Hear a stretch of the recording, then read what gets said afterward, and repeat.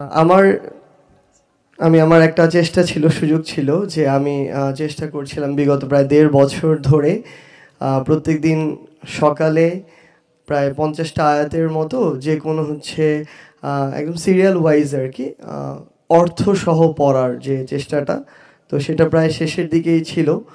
তো সেই জায়গায় আমি যখন এই বইটা হাতে নিলাম, আমি দুইটার মধ্যে একটু পার্থক্য করছিলাম আর কি। তো একটু আগে হুজুর যেভাবে বললেন যে আমার কাছে মনে হয়েছে এই বইটা হচ্ছে আমাদের বই। মানে এই অভ্যুত্থান পরবর্তী সময়টা হচ্ছে এমন একটা সময়, এর আগে চোখের সামনে একটা দেশ, রাজনীতি, এসব প্রেক্ষাপটে নেতৃত্বের জায়গায় আমরা যদি চিন্তা করতাম, যে বয়সের মানুষগুলো চোখের সামনে ভেসে উঠতো, এই বয়সটা হচ্ছে 40, 50, 60, 70 এমন। বাট এখন যখন আমরা এই চিন্তাটা করি, আমাদের মাঝে এমন কিছু চরিত্র থাকলেও আমাদের মাঝে এই 20 থেকে 30 এই বয়সের কিছু চরিত্রও ভেসে ওঠে। তো এই যে ইয়াং জেনারেশন, আমার মনে হয় এই বইটা ঠিক আমাদের মতো, আমাদের আসলে এরকম পছন্দ।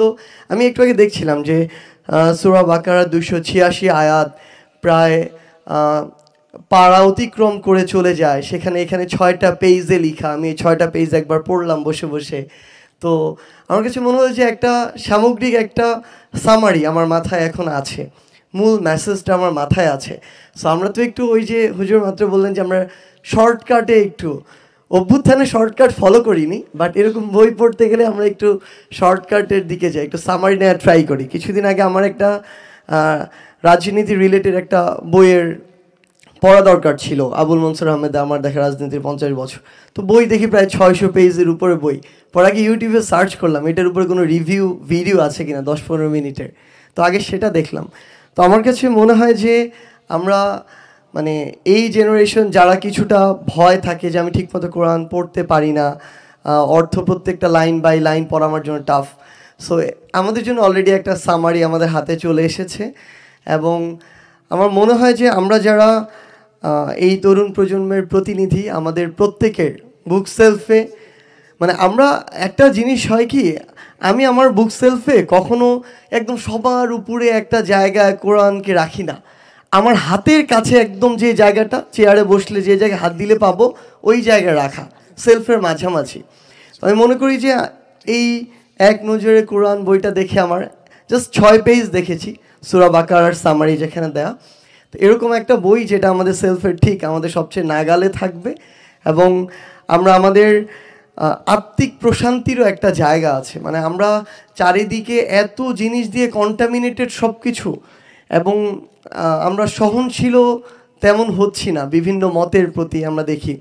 তো সেই জায়গা থেকে এটা আমাদের ওই আত্মিক প্রশান্তির একটা জায়গা। এই এক নজরে কোরআন আমাদের নিজেদেরকে সমৃদ্ধ করার জায়গা, এবং সবচেয়ে গুরুত্বপূর্ণ হচ্ছে আমাদের স্কুল কলেজ লেভেলের যা স্টুডেন্ট, তাদের সামনে যখন এরকম রঙিন বই বিভিন্ন ডিজাইনের সামনে থাকে, তখন এটা ইন্টারেস্টিং লাগে আমাদের কাছে। তো আমার মনে হয় যে আমরা আগামীর বাংলাদেশকে যে জায়গায় স্বপ্নটা দেখি, তরুণ প্রজন্মকে যে জায়গায় দেখতে চাই, এই তরুণ প্রজন্ম কিন্তু অনেক জায়গায় অনেক রকম কথা বলতে পারে, ট্রু, কিন্তু ইসলামের প্রশ্নে, আমার নবী মহানবী সাল্লাল্লাহু আলাইহি সাল্লামের প্রশ্নে, ইসলামিক মূল্যবোধের প্রশ্নে বিন্দুমাত্র কোথাও এদিক থেকে ওদিক হলে সবাই একসাথে জেগে ওঠে। সো এই জায়গাটা খুবই ইম্পর্টেন্ট, এবং এই জায়গায় আমাদের ভিতর থেকে আরও ওন করা, জেনে শুনে পড়াশোনা করে ওন করার জন্য আমার মনে হয় এটা আমাদের একটা সহজ পাঠ হয়ে থাকবে। এবং স্কুল কলেজে যারা স্টুডেন্ট, তাদেরকে অ্যাট্রাক্ট করা, তাদের কাছে পৌঁছে দেওয়ার জন্য আমরা আমাদের জায়গা থেকে এইটুকু দায়িত্বও নিচ্ছি যে আমরা এই কাজটুকু করব। এবং আপনারা আমাদের জন্য দোয়া করবেন। আমরা ভুল করছি, ভুল থেকে শিখছি, কিন্তু আমার শেখার এই মানসিকতা আমাদের আছে।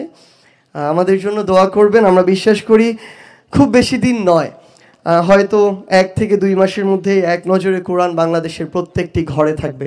আসসালামু আলাইকুম।